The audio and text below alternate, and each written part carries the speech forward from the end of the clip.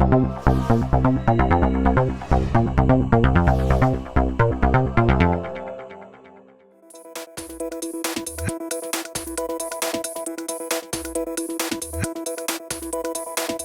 you look at how things have changed, you know, where things might be headed, what instantly comes to mind in terms of the creator class relationship with the audience and the business that we all do together?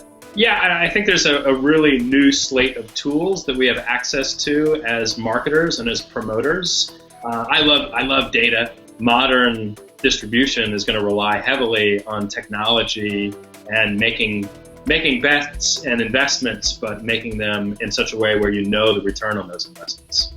As a marketer, the biggest adjustment that we made was really to listen to the audience and create marketing around what we were hearing, as opposed to creating marketing and pushing it out and hoping that it would resonate. The most important thing is creating the environment for success, and that for us is agility. You look at the data and you move direction based on what you're seeing and hearing. A lot of people come into the entertainment industry with a sense of being stubborn, that their point of view, that their, whether it be creative or business sense, is the path.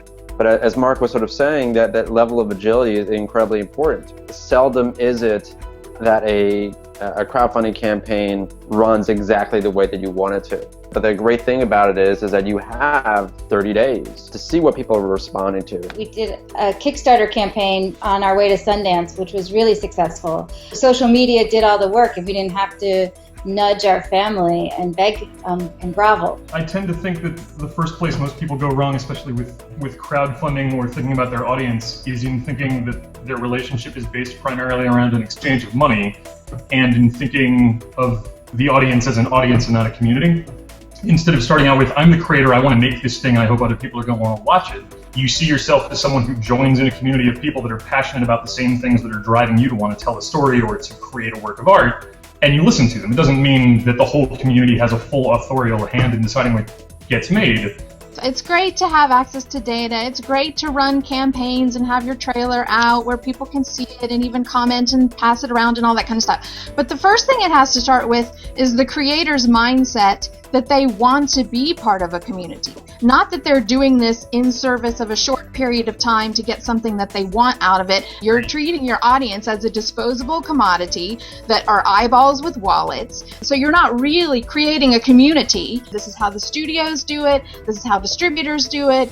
I almost don't want you to look so much at the data that you wouldn't dare say something that might not be popular. As a creator, you're human, not that we are robots, that we're looking for tools that can automate this process. This is messy. How comfortable were you taking on the role of being your own self-promoter on social media? This is something that a lot of filmmakers are being asked to do now. I was perhaps misunderstood a little bit about when I said our Kickstarter felt so easy.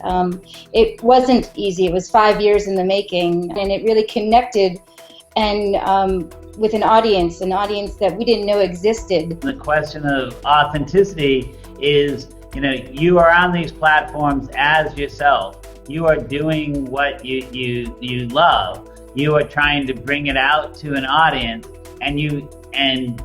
or to people who care about these same things, and you connect it. One of the common misunderstandings is that the hard part is the crowdfunding campaign.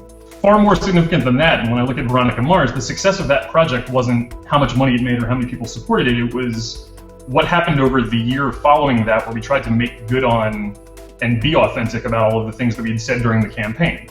We saw two really amazing things happen. One was that the majority of people who talked about it who had been backers referred to it as our movie. We had over 1,000, 2,000 messages that first day from people saying, if I had known what this experience was going to be like and I had known how satisfied I'd be with the movie, I would have given 10 times as much. When can we crowdfund the next movie? And then the other point where people said, hey, I just want you to know I gave $100 to your movie and I've never seen Veronica Mars and I don't want to watch your movie when it's done and I think a girl detective sounds really stupid. But I do believe that it's important that I helped you send a message to the entertainment industry that they're ignoring fans and audiences at their own peril, and that them deciding what they think we want and then taking a chance that we'll just buy it at the end of the process is insulting. When you get to this part of the conversation, it could come off as everybody should be becoming marketers during the film production. That's really not the case. It really is about finding the right strategy for you. For me, I think a lot of what crowdfunding is speaking to is to understand that you're not just asking people for money, you're asking them to weigh in early in the process and decide what's worth putting into the world and what's not. You have a much better relationship than when you say, hey, I really just need as much money as you can give me. I never tell a filmmaker, get on Twitter, get on Facebook, start creating communities, because if they're not following it out of their own navigation, it can become a disaster. You never know the film that you've made until you see it with an audience that isn't your friends and your family, and that's late in the game. The worst thing that we could be doing, and I really mean we, is to be telling people that they need this additional pressure, and that is to become the marketer. That people should become entrepreneurial, for sure. The next generation of filmmakers, they're millennials. They were born online. And I think to that end, we are going to see them taking a greater role in speaking with their crowd, with their audience, and having that conversation and learning from them. Not sort of dictating to them, but learning from them. I also think that we're in this change where we're really shifting from that moment of analog culture where you had to reach a level of perfection to a time of digital culture where audiences are accustomed to see something in different iterations and things progressing. Can we do better at giving people what they truly want? We have to remember that the creators have to be the creators, and that they, in many ways, know best. It's one thing to go to the crowd for marketing and distribution. That's smart. I still think that asking the audience to tell us which films to make is a disaster. I totally agree with you that I think that we're not moving towards a place where filmmakers are being prohibited from having their ideas or their films made simply because a grouping of people say, well, maybe it's not for me. What I see from filmmakers on Indiegogo, they're going to get this movie made no matter what. They're coming to Indiegogo because we want you to come on this journey with us. If the movie is good, we can't rely only on the niche. My job is to have the film cross over into audiences that are far beyond what that Kickstarter or Indiegogo supporters are. Trust me, the numbers do not match up to think that that's going to be enough to have a sustainable career and a sustainable industry. I think the real issue is how do we build these communities and build these followings so that the critical mass becomes great enough so that a filmmaker can have a long career. That is the real problem in our industry. I look at all of these audiences that aren't being addressed, the films that I don't get to see, the good movies that I know that aren't getting seen, and I wonder, how do we use the audience to start to try change the equation? The audience voting with their dollars. If you don't want to see Thor 3, the audience needs to stop going to see Thor 3. I think this is really where the opportunity lies. Where can we create a new way of engaging an audience? One of the weirdest lemming-like tendencies in, not just this business, in any business, is to think that once a new model has been discovered that works, it's the one everybody should be using.